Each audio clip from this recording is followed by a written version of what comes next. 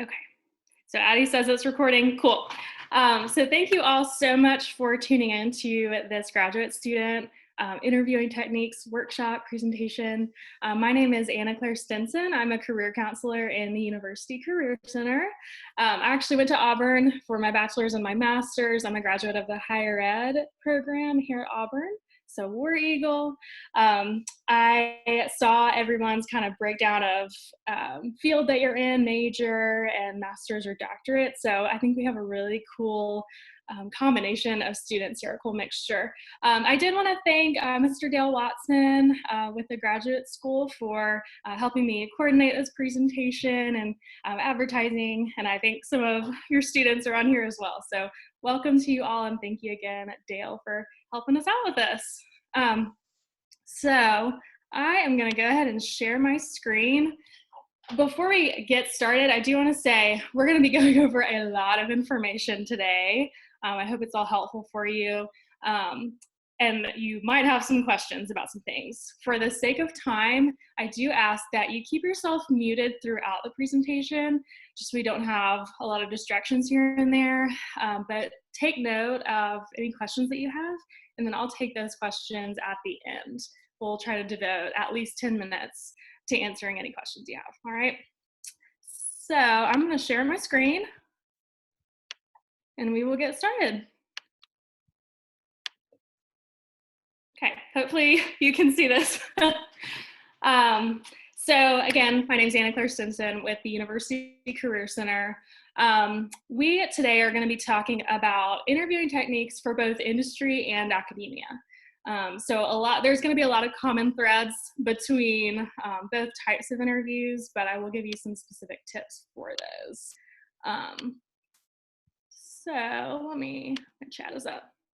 For the sake of time, I'm not going to have you raise your hand for these two things because I kind of saw a breakdown on Handshake of that. So let's just go ahead and get started. Again, please feel free to take notes if you'd like, and then definitely take notes of your questions. All right. So before we get started with specific techniques, I really want you to just kind of reflect on what the purpose of an interview is. Sometimes we can get really intimidated whenever we think about this and get really overwhelmed from that. But I want you to kind of reframe your mindset a little bit if that does apply to you. And just think about an interview as being a conversation between two parties, and both parties are just looking for a good fit. So the interviewer is looking for a great candidate to fill this position. And you should be looking for a great company or organization or institution to be working for, especially if this is going to be your first full-time position. So they're not trying to test you, they're not trying to trip you up or anything. And although you are applying for a position amongst other candidates, it's not necessarily a competition. You are just trying to portray accurate information and give them a sense of who you are and why you're a good fit. So hopefully that will help calm some of those nerves. Okay, so I could talk for probably 2 hours about job search and researching companies for that. But today, again, we're talking about interviewing techniques. So hopefully, once you've applied for a job and you've gotten that call back for an interview, you already have an idea of what that company or organization looks like.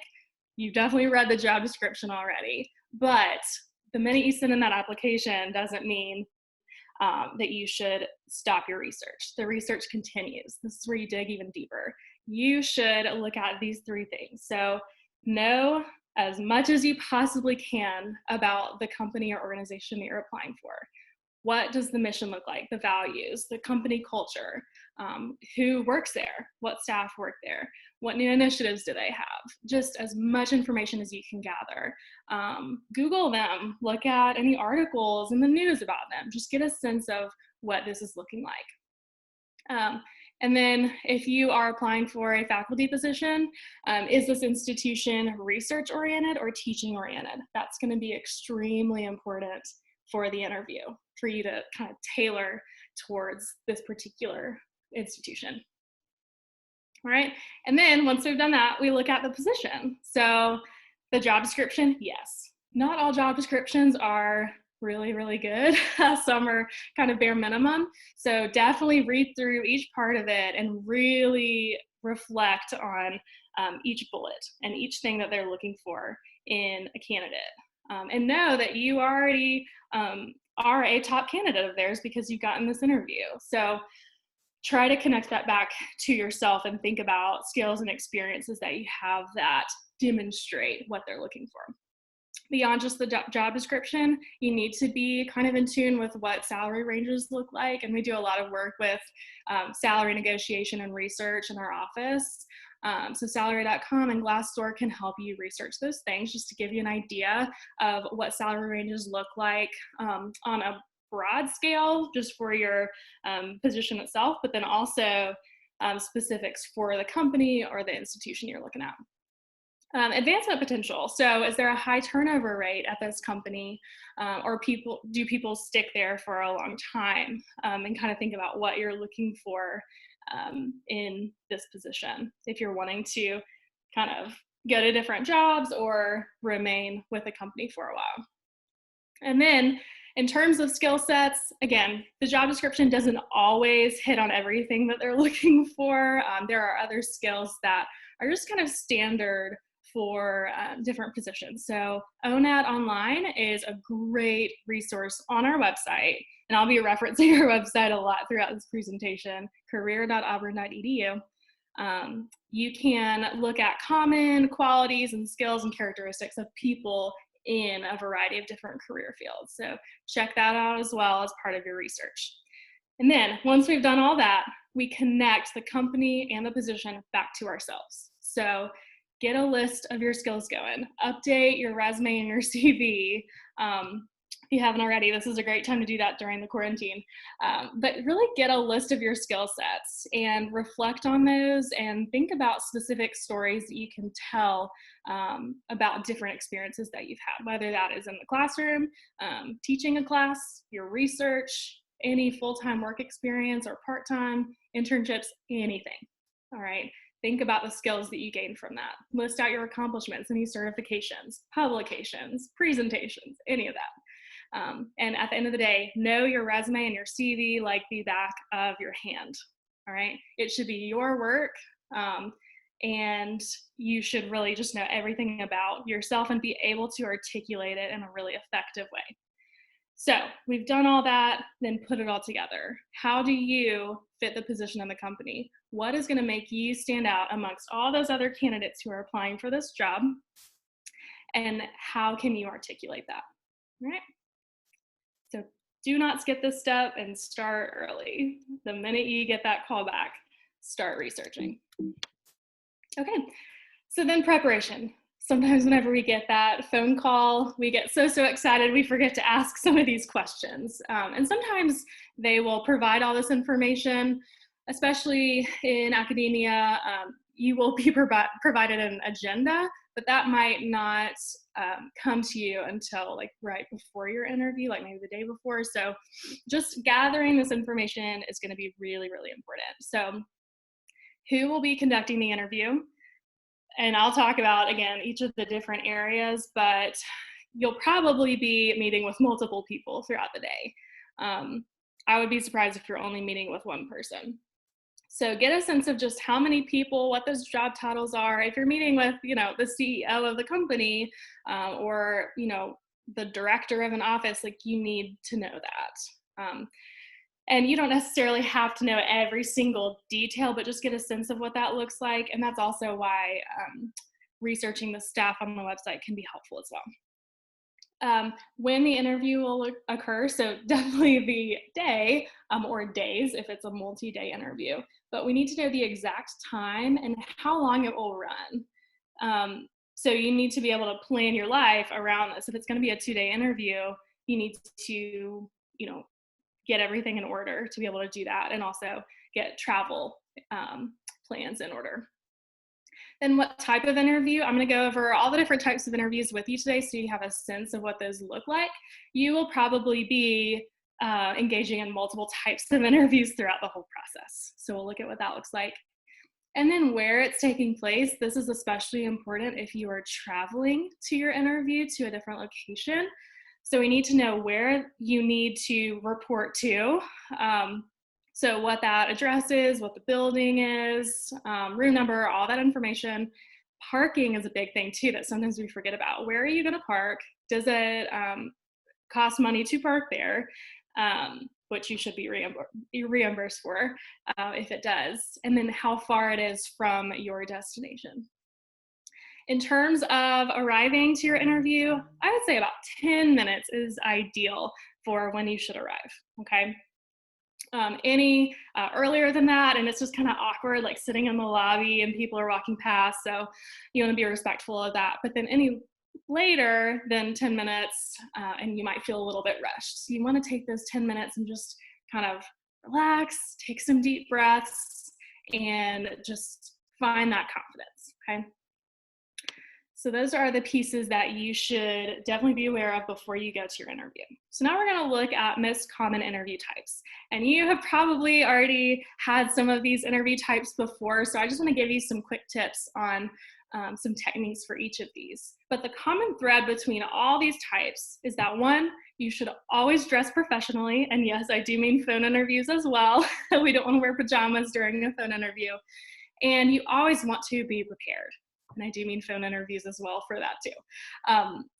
Treat each of these types as a serious interview. They are trying to get information about you in each of these types. And there's different purposes for why they choose one over the other.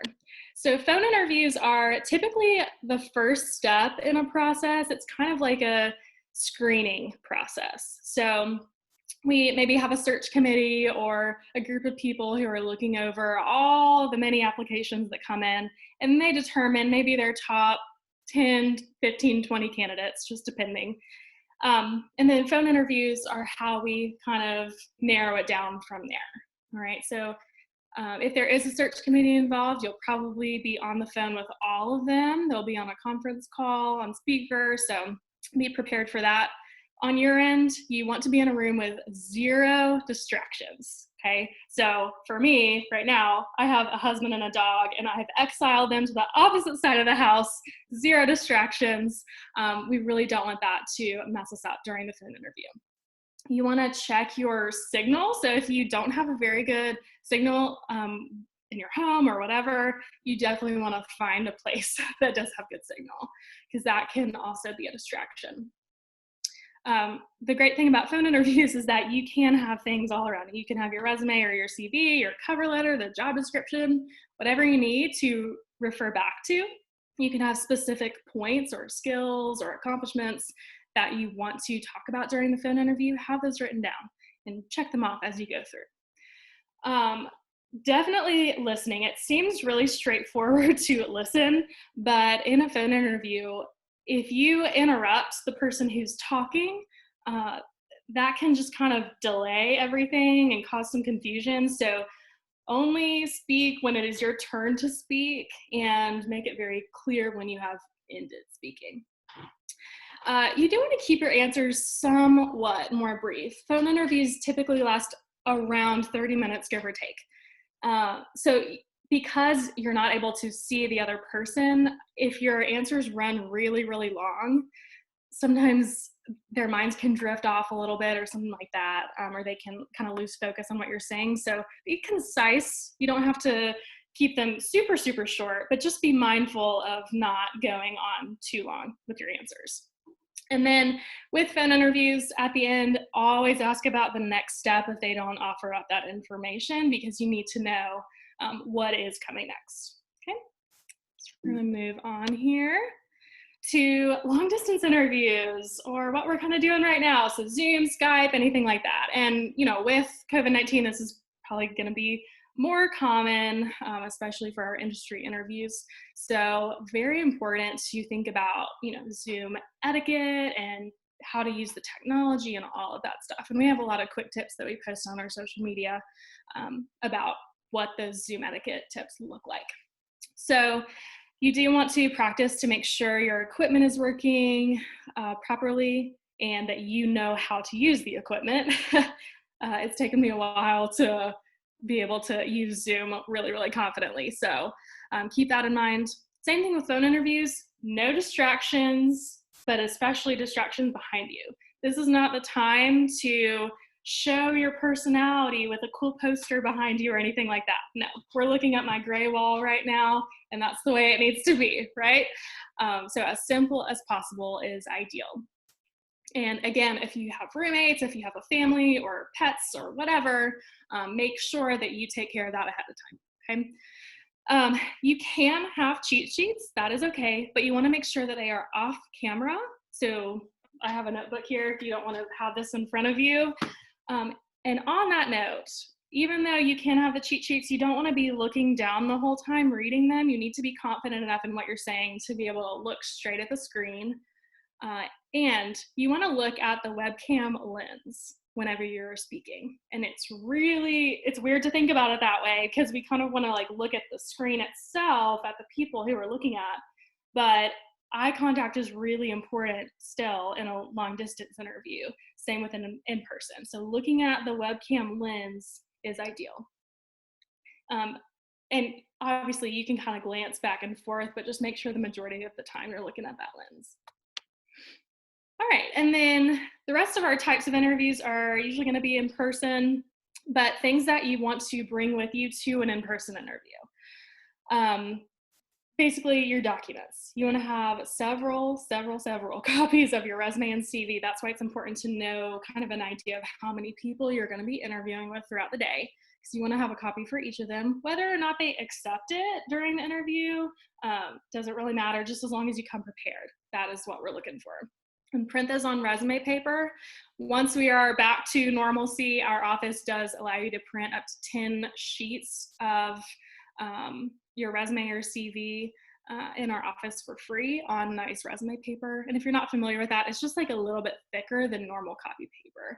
So it feels a little more professional when you're handing it in. And keep in mind, I said 10 sheets, not 10 copies. So if you have a, 10-page CV, then, we can only print one copy for you, but just keep in mind that we do have that resource available for whenever we get back to campus. Especially for my academia folks, if you are applying for a faculty position, bringing any supplementary documents like a sample syllabi or a short abstract of your dissertation, samples of your scholarly work. If you're in a design-oriented field, your portfolio, just anything that you think would be helpful to bring along with you. You can put all of that in a nice padfolio or a folder, and you want to have a good pen with you. Make sure that pen works ahead of time. Just a small thing to remember there. And on that note, if you have all these documents, you can certainly bring a briefcase with you as well, if that would be more comfortable for you to hold. And have some sort of notepad that you can write on, like maybe a padfolio with a notepad in it, where you can have your answer or your questions that you want to ask written down. And then throughout your conversations all day, you can write down notes. So make sure you have that. Bring your business cards as well. And your confidence, really important. We can't forget our confidence. Things to leave at home. So probably won't actually leave at home your cell phone. Bring that with you, but just make sure that it is set to silent. And also nowadays, it seems like everybody has a smartwatch. Also silent that, because it can be really distracting if that's buzzing throughout your interview. Family and friends, that might seem a little silly, but please don't bring them to your interview. It happens sometimes. We don't want to do that because, your interview is kind of a reflection of how you might perform on the job. And if you're bringing a spouse or a friend or a sibling with you, are you actually going to bring them to work as well? Probably not. So if you're traveling, it's fine to bring them with you and have them, stay behind while you go to interview, but definitely just come by yourself. And then your problems and negative self-talk, even if you're having the worst day of your life, think about all the hard work that you've put into this application and interview process, and just try, if you can, to set that aside for the time being and find some positivity in the situation and just really give it your all during the interview. And then deal with whatever the problem is afterwards. And with negative self-talk, you're probably going to say something during the interview that you think back later and you're like, oh, I wish I would have said that differently or rephrased it or something. Just keep moving forward. It's so important to keep that confidence and to keep that positivity as we're going through. All right. Group and panel interviews. You guys are probably only going to be doing panel interviews. The difference here, a group interview is you interviewing for a position along with other candidates, right? A panel interview is you, like the picture you're seeing here, you interviewing for a position, and you're meeting with multiple people at a time. So you have multiple interviewers. So again, you'll probably be dealing with panel interviews in your interviews coming up. So some tips here. Since there's multiple people, it's really important to connect with each person on the panel, and not just one person, all the people. And eye contact, like I'm saying throughout, is so important. My rule of thumb here is whoever asks you the question is who you should direct most of your eye contact towards, but you also want to glance at everyone on the panel as you're answering. But again, direct most of your eye contact towards them. And at the end, you do want to shake their hands and collect all their business cards because you need to write them a thank you note, which we will talk about. All right, interviews over food. I could talk for a long time about this, but we're only gonna do some basics here. If you have not had an interview over food, you definitely need to be aware of some things. And at the end of the day, just remember, it is not about the food. An interview over food is not about the food. It is about the interview and the conversation. So if you have, a breakfast interview, if you're meeting for breakfast for a whole day interview, maybe have a cup of coffee before you go. Maybe have a granola bar or something like that. You don't want to show up just ravenously hungry. And if you're anything like me, kind of cranky because you haven't had your coffee yet. So come prepared. You obviously do want to eat during this interview, but it shouldn't be all about the food. So some do's here: show your personality. One of the reasons that employers like to do interviews over food is because it's kind of a good indicator of how you respond in more social settings, more lighthearted settings. So feel free to show some of your personality, but always keep the conversation professional. We don't want to engage in any inappropriate conversation or topics. Ask questions, talk about yourself, like whatever you want to do, but just make sure it is professional. And with eating etiquette, we have a whole workshop that we do on dining etiquette. There's a lot of stuff. So if you are preparing for an interview over food, I recommend that you refresh yourself on eating etiquette and also contact our office, and we can kind of help you navigate that. Some don'ts: please, please, please do not use your cell phone. It is incredibly rude. So at all costs, just leave your cell phone in your briefcase or your bag or whatever, and do not answer it. With alcohol, typically you do not want to consume alcohol on an interview. I always say kind of take the lead of your host. So do whatever you think is appropriate. If alcohol is consumed, limit it to 1 glass, and that is it. And if you're ordering from a menu or something like that, probably don't order the spaghetti or a giant hamburger, something like that. And honestly, even salad sometimes can be a little bit difficult to eat. So just be aware of what you're ordering. And in terms of kind of the prices, again, take the lead from your host, but you usually don't order the most expensive thing on the menu. But then you also don't feel like you need to only order the cheapest thing on the menu. So mid-priced is usually acceptable there. All right, so now we're going to dive into what a typical interview process is going to look like for both academia and for industry. All right, keep in mind, this is going to be specific depending on the institution type and what type of department or field you are in. So this is just meant to give you kind of a glimpse as to what this looks like, but definitely, chat with your major professor about specifics, ask them about their experience as well.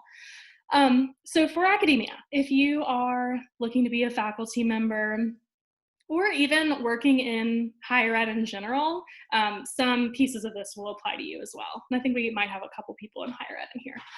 So we're looking at full day interviews here, and oftentimes it is 2 days, just again, depending.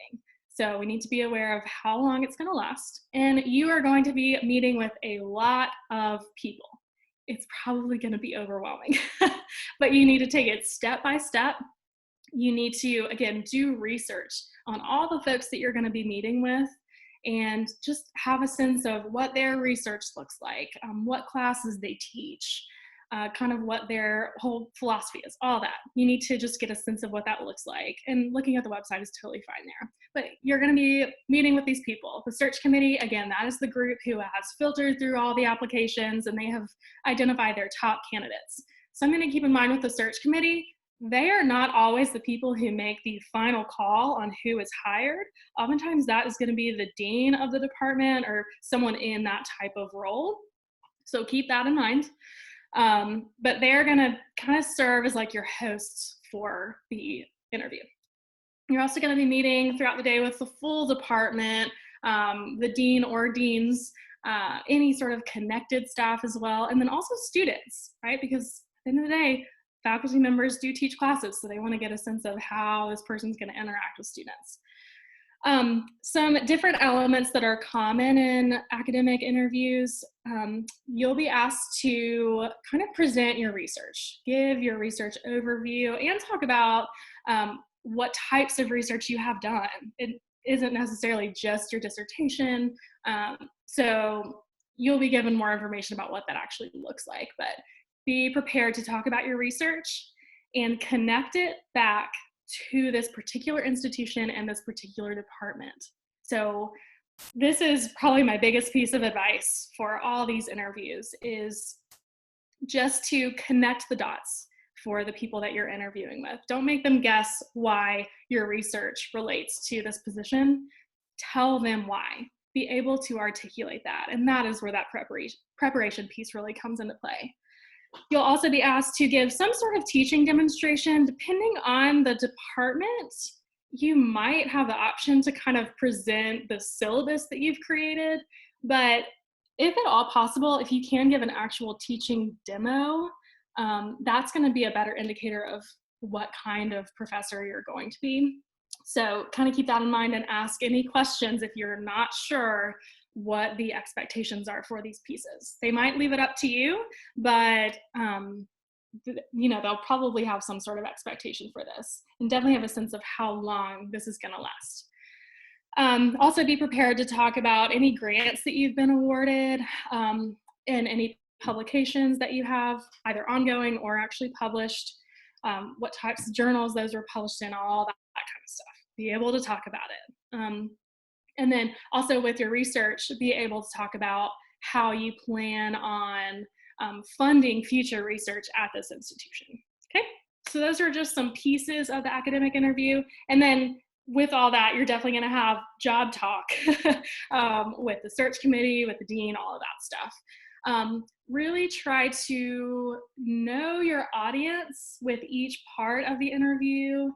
Think about what skill or what type of experience that they are trying to learn from you with that particular conversation, and kind of tailor as much as you can. All right, and then last bullet here, food. There's usually going to be food involved.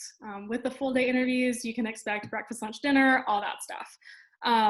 Again, refresh on eating etiquette, and remember each part of the day, there's going to be some transition. You might be in a car with someone driving you to a restaurant. There might be some downtime in the lobby with an administrative assistant. Who knows? Be prepared for all of that and be on your best behavior at all times. Be very, very kind to everyone you meet, and treat literally every moment of the day as part of the interview, not just whenever you're sitting down in front of someone. So again, if you have any questions about that, save them for the end and you can ask in the chat, all right? So whenever we look at industry interviews, this is really, really broad. It's going to be so specific based on industry. So the length, it's not always like, yes, it's going to be a full day or a full 2 days. It's just going to vary depending on your industry. So be prepared for a variety of lengths. I would say half a day to a full day is going to be pretty common though, just to give you an idea. You might just meet with one person. You might just meet with a hiring manager. But I would be prepared to meet with a variety of folks throughout the day, hiring manager, if there is a search committee, meeting with all of them, and hopefully you've already met them through the phone interview if you have one. And then any connected staff, any departments that you might collaborate with in your role, just be prepared for all of that. And like I said, be prepared to meet the CEO. Any type of situation, we want to be prepared. And we want to have done some level of research on these folks. You might also have a site tour or a campus tour, something like that, just so you can get a sense of what the whole building looks like, where different people work, where your office might be. So be prepared for that. Don't wear shoes that are super uncomfortable because you'll probably be walking around a little bit. All right. And you'll probably have that for the academic interview as well, that campus tour. Sometimes you can opt in or out. So I would always take it, especially if it's in a new place though. And then depending on your industry, you might have, there might be aspects of your technical skills in there. They're trying to gauge that, or in any sort of industry specific skills. And that kind of goes along with the presentation. You might be asked to give a presentation on something. So if you are in higher ed, you might be asked to give a presentation on like how you would present a certain topic to students, something like that. You also might be asked to present on your research. It just kind of depends on what type of position you are applying for. And again, you will be made aware of all these things ahead of time. And with meals, it just kind of depends on the length of the interview, but usually meals are going to be an aspect there. Okay, so that's just some typical processes for both. Now we'll talk about attire. So this is going to be industry specific, but I would pretty much always recommend business professional, okay? We do, whenever we're thinking about what to wear, 1 to 2 steps above work attire, like what would normally be worn in the office, is a good rule of thumb. But you really can't go wrong with business professional, which is going to be a full suit, a matching suit.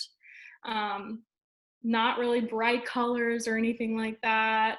Not a ton of pattern, just clean, pressed, ready to go. Business casual, if you're not aware of what that is, it's pretty flexible. It's basically not a suit, but it can be khakis, it can be, a dress and a cardigan or a skirt, slacks, a sports coat, no tie, stuff like that. So again, business professional is ideal. You can also always ask those questions if you want to. But 1 to 2 steps above what you would typically wear is good. So on that note, if you have not heard of the Campus Career Closet, this is a free service for Auburn students in our office in 303 Martin Hall.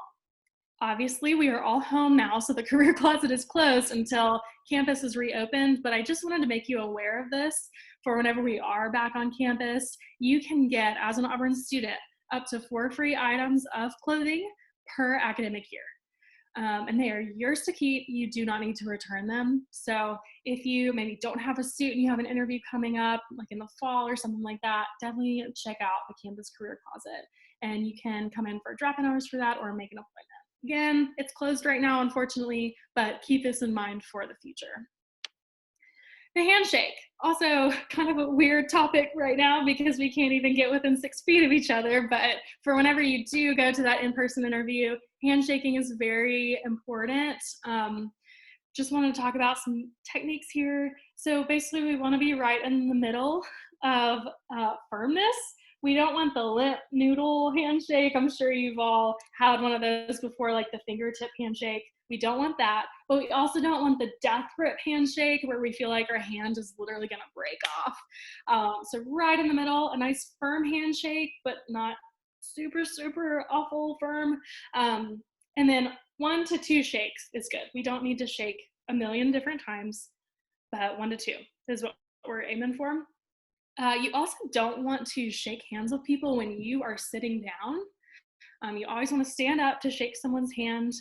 And if you are interviewing with someone and they politely decline a handshake, could be for a cultural reason or something like that. Do not get offended. Just say, oh, no problem at all, and move on with your day. It's totally fine. Do not get offended by that. Just realize that not every culture shakes hands. But on that note, please don't shake anybody's hand right now until this whole COVID-19 thing is over. So with body language, this is a very important tenet of good interviewing. It's not just what you say, it is how you say it and how you hold yourself throughout the entire day. So we want to relax. We want to take deep breaths. A tip that I have is whenever you're waiting in the lobby for those like 10 or so minutes before, don't go through your head of all the potential questions that they could ask and all of your answers. Prepare that ahead of time, but then just take the time while you're sitting there to just relax and breathe. I always like to think about a fun thing that I have planned for after the interview just to keep myself staying positive. So relax throughout. Posture is really important. We want to hold our shoulders back. When you're sitting in a chair, try not to let the back of your chair touch your back. That can kind of be a good reminder of that good posture. Like I've been saying, eye contact is crucial. Look the people in the eye whenever you're speaking to them. Hand gestures. Get a lot of questions about this. Hand gestures are okay. I use hand gestures a lot, but we want to keep it in our bubble. I know you can't really like see this right now, but keep it in our bubble. Once we start getting out here, it becomes a little too distracting. So that is just kind of where we want to stay with our hand gestures. One way that you can show active listening is to nod while they're asking you questions or while they are answering your questions. You can nod and smile. If you're not a smiley person, you don't have to be, but you need to show your enthusiasm in whatever way you see fit. So keep that in mind. And fidgeting can be distracting. So just kind of be aware of what your fidgeting thing might be. If you play with your hair a lot, consider putting your hair back so it's not a distraction. If you tap your leg or something, whatever, just stay aware of those things. And this is why practicing interviewing can be so helpful, because you might not even notice that you do those things. All right, moving right along. So we're going to get into kind of how to answer some of the most common questions. So I want you to think to yourself, what is the most common first question that you're asked in an interview? Probably going to be, tell me about yourself. We've all heard it so many times, and it can be an intimidating question because you're probably thinking like, well, what do you want to know? Like, I could talk for hours about myself. So think about this question as, tell me about yourself in relation to this position. That's what it actually means. So we don't need to hear about your favorite food or what your dog's name is or what your hobbies are. You might hear every now and then like throw in a fun fact about yourself in this answer, which, if it's a really cool thing, you can include, but I always like to say just stick to the most relevant information, okay? So the way I like to think about this is just as a 30-second commercial. If you've ever gone to a career fair, you probably know what this is. This is how you introduce yourself to an employer at a career fair. But you can also use the same technique or the same type of answer in Tell Me About Yourself. So when answering this, I want you to focus on the past, the present, and the future to help you kind of break down the elements. So thinking about the past, and I want you to kind of reflect on this as we're sitting here. I'll give you a few seconds here to kind of think about this. What about this field interested you? What about your background kind of led you to this field? Why are you passionate about this field? So kind of reflect on that a little bit. And sometimes we get so caught up in our classes and on our research and all that, we kind of forget why we actually chose this to begin with. So be able to sum that up in 1 to 2 sentences. And then we move on to the present. That is everything that you have been doing in college. If you've had any full-time work experience and you're coming back to pursue your master's or doctorate, what were you doing there? What were those jobs? What did that look like? If you are a student who moved from undergraduate straight to a graduate school, talk to me a little bit about your undergraduate, major, what things you're involved in, any work experience you had, any internships, just stuff like that. So basically, what skills and experience have you gained thus far to make you a good candidate? So that's what we want to focus on for the present. And then I want you to also talk about the future. So what do you hope to accomplish? What are your next steps, right? Just briefly. It doesn't have to be like a fully fleshed out plan. They don't expect you to have that figured out. But they want to know that you have some sense of the future. And then once you've talked about that, connect it back to this particular job that you're applying for and the company or the institution. So how do all these things about you fit into this company and the position? Why is this a perfect fit? And why do you want to work here? So don't get through the tell me about yourself answer without mentioning the particular organization, right? It's very important, and it really sets the tone. It lets them know that you are here for this job, okay? So I encourage you to continue reflecting on each of these pieces. Tell me about yourself is something that you can practice ahead of time. That's the great thing about it, because you can pretty much expect to be sharing this. But you don't want it to sound rehearsed, and also be mindful of the settings. So if you're sitting down with the search committee, it's okay for this to last, a minute and a half, maybe even up to 2 minutes. I would say a minute to a minute and a half is ideal. But if you're in a networking situation, like at a conference, you can also use this, but maybe condense it down just a little bit more. All right, so behavioral-based questions. You've probably been asked some of these before. Maybe you didn't know that they were behavioral-based. But these questions are very popular with employers because it focuses on experiences and skills and behaviors that are job-related, with the idea that past performance predicts future performance. So maybe the question is, tell me about a time when you had a conflict with someone. That's a behavioral question. So if you are able to demonstrate a time when you worked with a difficult person in the past, odds are you can do that in this new role. So that's why you are asked these. The way I recommend answering these is by following the STAR method here. So you can see each part of the STAR method: situation, task, action, result. I can be a really, really bad storyteller, so I'll start at the end and lose my way throughout. Have to follow the STAR method. So before you even start with the STAR method, think of a very specific experience. So you wouldn't want to frame this as, oh yeah, I used to work with difficult people all the time in undergrad, and this is how I usually handled it. That's not going to cut it for this because it's not specific enough. The more specific, the better. So think of, with the situation, a specific job, group project, coworker, whatever. Set the context, only enough details to where they kind of understand the story. And then move on to the task. What needed to be done? What was the challenge? What was the problem? Something like that. What was the difficult person doing? And then moving on to the action. Really important part here. What did you specifically do? What action did you take to solve that problem, find a solution, and why did you do that? And then last part, and a lot of people leave off this part, but it's so important, the result. What happened because you took that action, right? And that is really where you can leave it.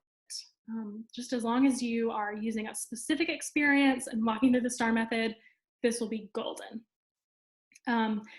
So I like to kind of input in here, whenever you're preparing for potential questions, a lot of times students will just think about all the questions that you might be asked, which is okay, but I really want you to think about your past experiences and practice telling stories of experiences that you've had that can be used to highlight a variety of skill sets. So maybe one particular story that you have could be used for a leadership question, an organization question, teamwork, conflict management. All those really awesome skills can be demonstrated by just one story. So practice in that way. All right, and then just some quick tips for you. We're gonna start wrapping up here so we have time for questions. Lots of bullets here, things to be aware of. If you have a full day interview, you're probably gonna be asked the same questions throughout the day by different people. Do not say, well, as I said earlier, right? No, you need to answer it as if you have never been asked that before. So don't tire of being asked the same questions. if you are presenting on research or teaching or something like that, try to avoid recommending or framing your whole presentation on what's wrong with this institution. We don't want to be really critical of the people who we're interviewing with or the institution that we're interviewing at. So be mindful of that and stay really positive throughout. Always be positive. Never speak poorly of literally anybody or anything. That's not good. And kind of have like a filing cabinet in your head of different skills that you want to talk about and capabilities and accomplishments and all that, and kind of keep track of which ones you're talking about and which ones you want to talk about. You can always insert an experience here or there. Don't assume that they remember everything about you just because they read through your application. They read through a lot of applications and they might not remember everything. Be aware of that. Verbal fillers, it's not going to be detrimental, but it can be really distracting if you are using those verbal fillers in every sentence. So be aware of that. That's, again, why practicing can be so helpful. No profanity ever in an interview. That's really unprofessional. So stay professional and polite at all times. Like I said, tell stories whenever you possibly can. That's going to make your answers more concrete and more memorable. Silence is okay in an interview setting. So if they ask a curveball question that you've never thought about before, it's okay to take a few seconds to kind of think about how you want to answer and then present that great answer instead of trying to fill that space and answer too quickly. And at the end of the day, show enthusiasm throughout the entire day. Connect your answers back to the institution. Like I said, connect those dots for them and be kind and polite and respectful to literally every single person that you meet. All right? Illegal questions. Sometimes these come up. Things about your age, if you're married, if you have a family, what your religion is, what your political affiliation is, if you have disabilities, anything like that, that's illegal. They can't ask it. If you are asked those, you have some options. You could just answer and potentially be discriminated against, unfortunately. You could ask the relevance of the question. You could say, nope, Anna Claire told me in that presentation that this is an illegal question, so I'm not going to answer it. And then if you do that, you risk looking confrontational. So I always recommend examining the intent. Why are they asking me this question? And responding appropriately. So it could be something along the lines of, I can assure you I possess all these skills and abilities to be able to perform this job effectively and adequately. Something like that, to where you're kind of answering to the intent, but you're not answering the actual question. And we can always help you navigate those if you have any questions about it. At the end, always ask questions. Please do not get to the end where they say, do you have any questions for us at this time? And you say, nah, I'm good, I don't have any questions. Do not do that. That is a no-go. It shows that you are not really engaged in this process. You don't really care about learning more from the people who actually work there. So it can really put a bad taste in their mouth. You can have these questions prepared ahead of time, write them down on your Padfolio so you don't even have to remember them, and then you can write down their answers. And this is anything that you're genuinely interested in, but not salary, not benefits, and not really general questions like what does your company do or something like that. You can ask what an average day looks like in this office or this company, what tenure review looks like, what teaching loads look like, how will my performance be evaluated and how often, what is it like living here? If you're moving to a new place or interviewing in a new place, get a sense of what it looks like. What is the community like? All that kind of stuff is fair game. And then if there's any current issues or things you're hearing in the news, you can also ask about that. But 3 to 5 is a good range. And also, again, if you're interviewing with multiple people, be aware of the different audiences. At the end, if you're kind of sitting down with someone, you do want to establish the next step, have a sense of, what to expect. When can I hear back from you? That sort of thing. Shaking hands, thanking them for their time, getting business cards from people so that you can send thank you letters or thank you emails to each person that you interviewed with. It is so incredibly important that you do that. And in those thank you letters, definitely reference specific things that you talked about with that person. So it can be questions that they've answered for you or an interesting conversation that you had, anything like that. Just make it really personalized and not too general. And then following up, based on what that next step is. If the next step deadline is kind of passed and you haven't heard anything, then it's fine to contact that hiring manager. For industry, we say about 2 weeks afterwards, give or take. But definitely be patient, especially with academia, because it takes a while for all those processes to get through. With job offer, yay, if we get a job offer, don't accept it right away. Take some time to think about it. Oftentimes you can get up to like 2 weeks to think about a job offer, especially for those academic positions. Only discuss salary after an offer has been made, and we do help with those negotiations in our office so you can make an appointment. You do want to get the offer in writing with all of your benefits before you accept. And once you accept, try not to go back. It's really not good to go back on a job offer. So be sure before you accept, and absolutely do not, go back on that. All right, so that is all the information I have for you. I hope that was helpful. I do want to let you know of some ways that you can prepare with us. So we do mock interviews. That is kind of our go-to. If you have an interview coming up, you would just tell us what you're interviewing for, and we ask you questions that are related to that, and then we give you some feedback as well. So think of it as like a dress rehearsal for your interview. If you want to practice interviewing on your own, use InterviewStream. You can access that on our website. And if you just want to make an appointment with a career counselor about interview skills and preparation without doing mock interview, certainly do that. Schedule an appointment on a handshake. And then we do have a really helpful interviewing tip sheet that goes over a lot of what I talked about today. That is on our website. If you kind of follow these steps here, you go to students, graduate, marketing yourself, and then the interviewing tab, and you can find that tip sheet. And you can also email me. My email is annaclairestinson@auburn.edu. If you have any questions at all, I'm happy to answer. So last thing before I take questions, I referenced in this presentation a few times some quick tip videos that we've done and tutorials. Those are all on our social media. So whatever platform you prefer, Instagram, Facebook, Twitter, they're all on there. We're also on YouTube as well. That's where we post all of our videos.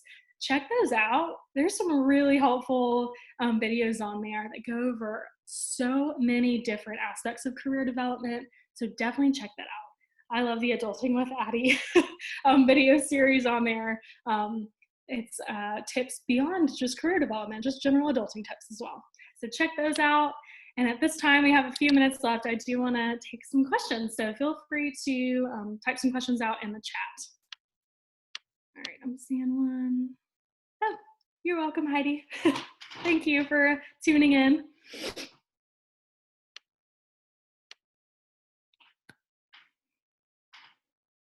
I guess if you want, you can also unmute yourself and ask a question as well, whatever you prefer. Any questions at all?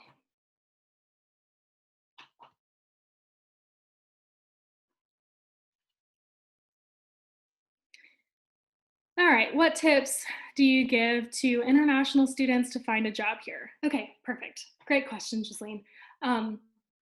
Job tips for international students, I would recommend Going Global. That is a really helpful free tool, free website that you have through our office. Basically, if you log in a Handshake and click the Career Center tab and go to Resources, you're going to see things like Career Shift, Going Global. Click that, and you will be able to search for employers who have sponsored individuals in the past. And you can kind of adjust your search based on that, all right? So hopefully that is helpful. And you can also see like what the salaries are, what the position titles are, all of that. All right, great question. Can you talk a little about sending a thank you letter versus thank you email? Is it okay to send an email or a letter preferred? Okay, good question. I am partial to a good thank you letter on an actual note card. You can do both though. You can send a thank you email to folks like the evening after you meet with them, so it's really timely and you kind of stay on their minds. And then you can send a thank you letter to kind of follow up to all of that. Keep in mind handwriting. If you don't have the best of handwriting, then maybe a thank you email is going to be a little bit better for you. So again, that's probably not going to be the make or break thing, but a letter, a nice handwritten letter on just, it doesn't have to be super fancy, just a nice thank you note is going to be something tangible that they can hold, and it really shows that you took that extra step. So if you can send a thank you letter, I would recommend that. But a thank you email is definitely better than nothing, and it is a way to kind of stay on their minds. Okay, how should one handle questions about previous salaries when previous salary could be misinterpreted as one's level of competence? Sorry. That's a good question. Addie, do you have thoughts on that? When it comes to talking about previous salary, they may ask you that within your actual application, but they don't typically ask you that during the interview. If they do, always talking about the fact that you have improved your level of education, you've added additional experiences and things along those lines to make it very clear that just because you were paid that amount previously does not mean that you're expecting, that you are expecting to be paid that little now. There are some initiatives being introduced to take that question off of applications and making it not allowed to be asked. But make sure that you know a range of salary that you would be expecting and be able to back it up with actual evidence so that you can talk to them about why you are worth the additional salary as opposed to what you may have been paid previously. Mm-hmm. Yeah, exactly. And then for international students on an interview, what will be an ideal response if asked the question, will you be needing sponsorship? Patty? When it comes to sponsorship, you need to be able to speak very clearly about what is allowed for OPT and CPT, depending on what you're looking for right now. When it comes to OPT, which typically takes place after you've completed your education, you need to be able to talk about how long your OPT status lasts, where the employer doesn't have to do anything in relation to sponsorship. However, if they want to keep you on past the time period of your OPT, they will need to sponsor an H-1B visa, which is why it is really helpful for you to target your search to companies who've been through that process before so that you can make sure that you are working with people who know what they're doing. One thing, we do have a great tip sheet on our website about what the difference is between H-1B, OPT, CPT, but we will be posting a quick tip video next week about the job search with international students, just a couple quick tips with some of our resources. So keep an eye out for that as well. Thank you. What other questions do you guys have? Great questions.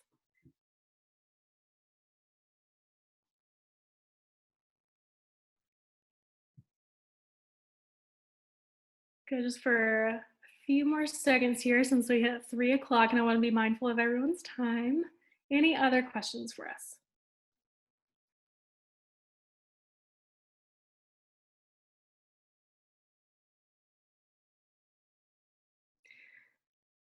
All right, as a woman, I wonder about looking for a new job prior to starting a family.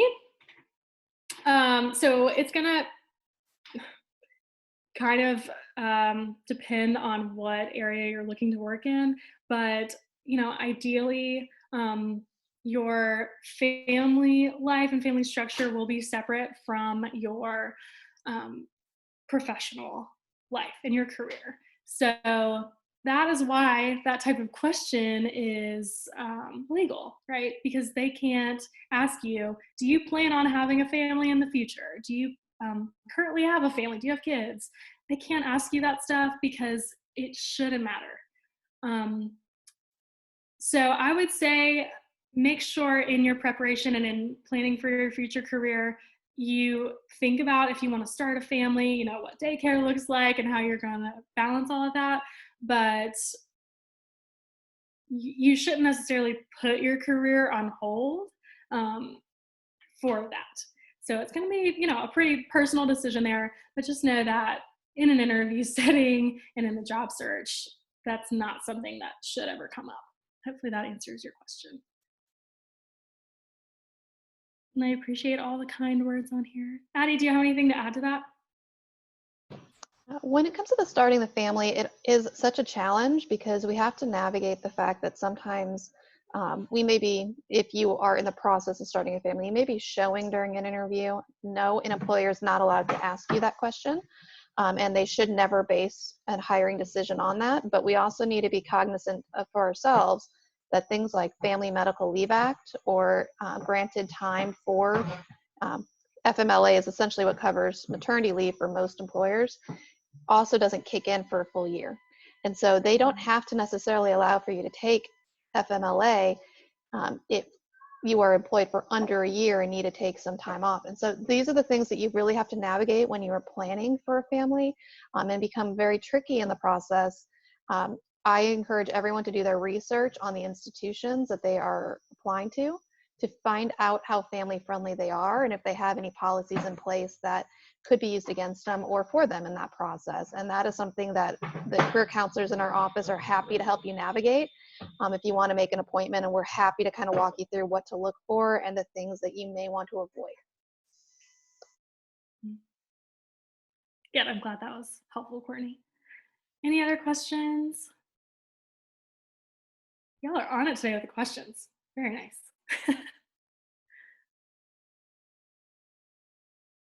Okay.